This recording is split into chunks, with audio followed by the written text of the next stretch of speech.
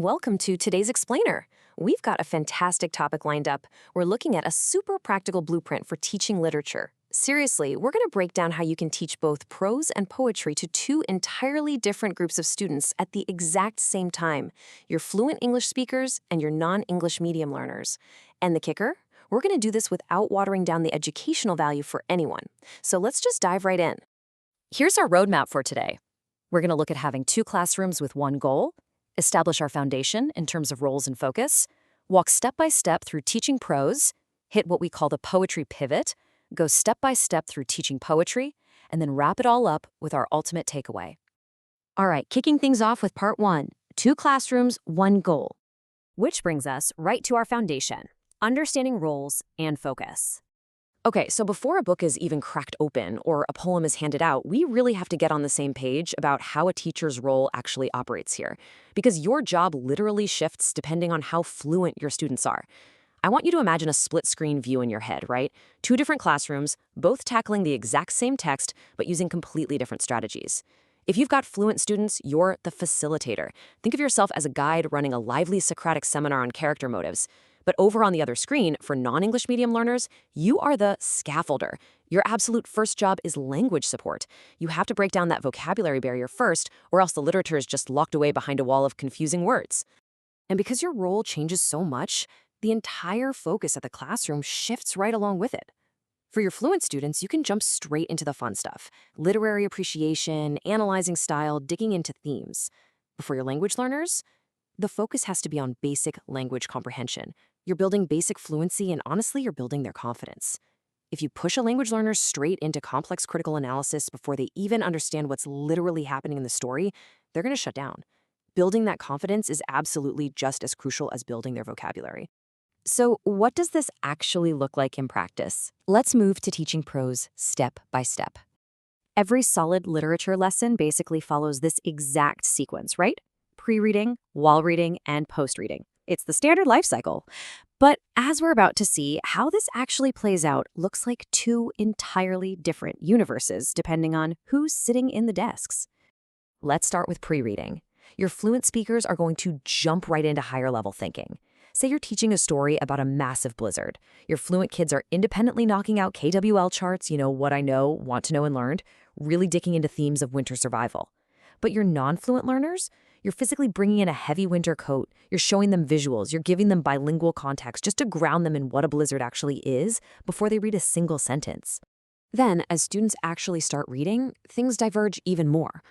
The fluent classroom is all about silent reading and active annotation. They're doing think-alouds for deep analysis. Conversely, your language learners need something called chunking. You definitely aren't handing them the whole chapter at once. Instead, you're giving them bite-sized, manageable little puzzles to solve. You're bringing in audio support and simplified paraphrasing so you don't overload their brains. Now, what about checking for understanding?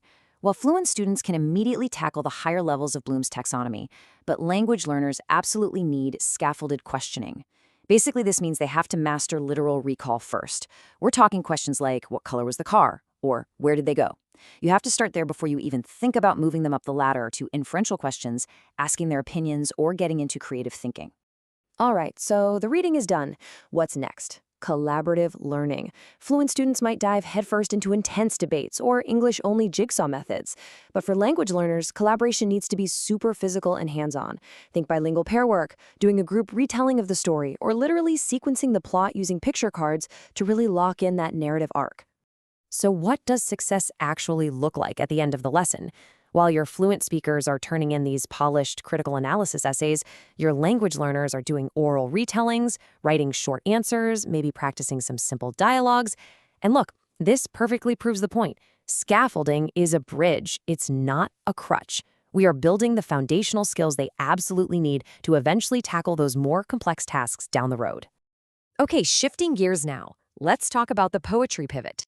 Because teaching a story is one thing, but poetry isn't just reading words on a page. It's an assault of rhythm, rigid forms, and heavy metaphors.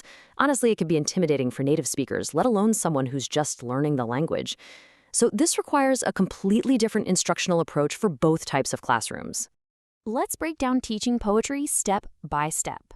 The fundamental difference here is that language learners literally must grasp the basic meaning and the physical rhythm of the poem first. If they don't know what it means literally, they can't analyze it, right? Fluent speakers, on the other hand, can totally bypass that literal stage and just immediately start digging into the poet's unique perspective or spotting those complex cultural references. So, in the pre-reading phase for a poem, a fluent speaker might be able to predict the themes just by glancing at the title or talking about the historical setting. But a non-fluent speaker? They need you to bilingually introduce the poet, outline the theme, and pre-teach the core vocabulary with really simple meanings before their eyes even hit the first stanza.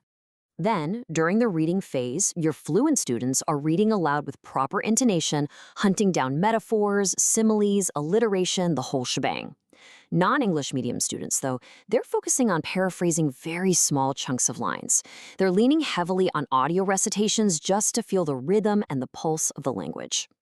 And you guessed it, questioning techniques shift drastically here too.